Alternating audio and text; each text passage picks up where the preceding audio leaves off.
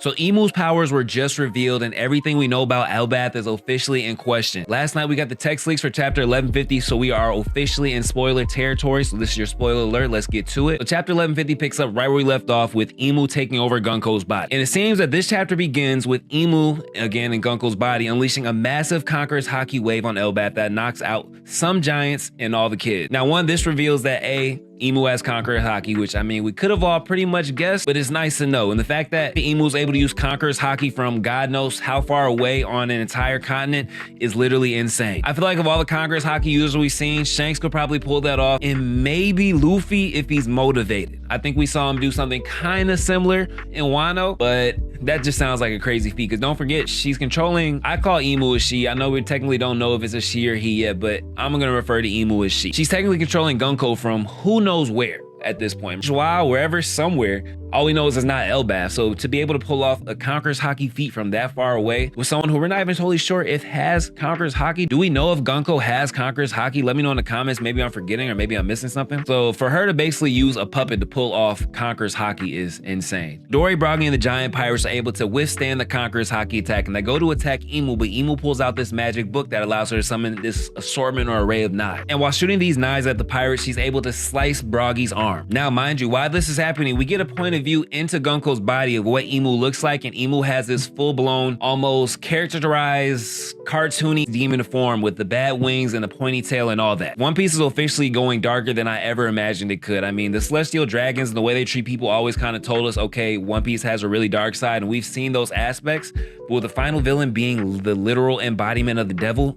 I am very scared for what this means going forward. IMU then says, since Elbaf has no king, Dory and Broggy must be the new king. And then IMU uses a technique called Devil's Contract and transform Dory and Broggy into demons with great strength and immortality, of course in exchange for a small portion of their lifespan. And immortality might be a little bit of stretch. When we say immortality, it kind of entails being able to live forever. I think this is more of an invincibility thing. So when I say giants, the reference they use are Oars-sized giants. Now, Oars was an ancient giant, kind of like Loki, so they're like the biggest giants there ever were. They make Hajruden, Dory, and Broggy look like little kids, kind of. So then from there, IMU activates something called Domi Reversing. And the chapter ends with IMU leading a demon army. The giants again are now Oars-sized and backed by the dream monsters Killingham made. And also apparently or allegedly, it's explained that IMU stands for I'm you, which probably is a nod to her mind control ability. Now the fact that IMU went into this chapter with one person and left with an entire army speaks volumes, because now my mind instantly goes to Loki's story. Who's to say this is the first time IMU has exercised this level of mind control on a massive amount of people or a giant? We were told that Loki has been chained up in Sea Prism Stone because he slew over 100 giant warriors, and these are ancient giants again, so they're bigger than the average warrior, and the king JaeRiddle, which also was his father. But Loki claims that wasn't the case, that wasn't the story, it wasn't what it looked like. And now that we know that the main villain is able to control a massive amount of people at once,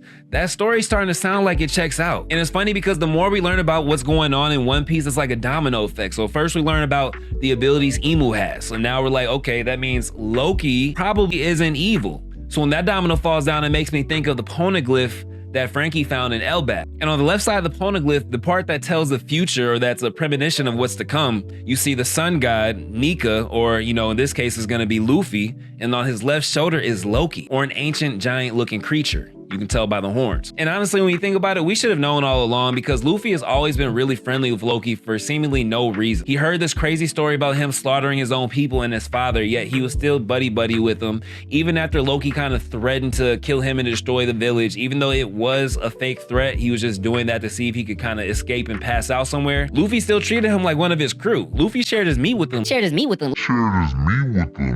Pause. Luffy breaks bread with you, you family. So honestly, it's like the writing is on the wall. Loki team up is coming. We kind of already had a feeling that was gonna happen, but now we know for sure, almost. A lot of this is still alleged, these are leaks. This is a theory, but everything's pointing towards Loki joining the good guys. Not necessarily saying he's gonna become a Straw Hat.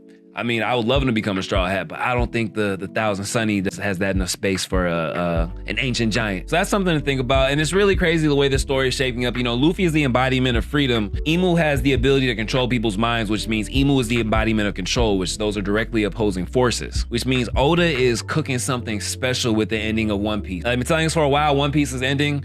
One Piece is so long at this point, the ending can be in 200 chapters or it could be in 500 chapters. You never know. I'm just kind of enjoying it. This is the gift that keeps on giving. forgiving. I honestly could read One Piece for the rest of my life. If he never ended it, I would be totally fine, but I am excited to see where this ending is going because it feels like everything is building up to the perfect peak, the perfect climax. Now, the only other thing I wanted to address before I got done with this video is I keep seeing a lot of people comparing Imu to Kaguya in the way that Kishimoto introduced Kaguya pretty late in the story, and they're trying to use that as a criticism for Oda introducing the main villain at the very end. First and foremost, Imu was revealed to us in chapter 908. That came out in 2018. We were in 2025, which means it's going on 7 years since Imu was introduced. And even before that, we knew there was an authority over the Gorosei because Doflamingo told us himself. There's that scene in the manga and now the anime where Akainu comes into the Gorosei's office pissed off because Doflamingo said he quit the warlords on the authority of somebody who's over the Gorosei. And in the manga, that was 793. So again, there's just hinting that there's a greater power at play. And honestly, when you think about it, even though it's completely wrong, criticizing how late Imu was introduced is just like a lazy critique. So that's everything we know from the leak so far. Of course, we'll get more information when the chapter releases, and I promise you I will be there front row and center the second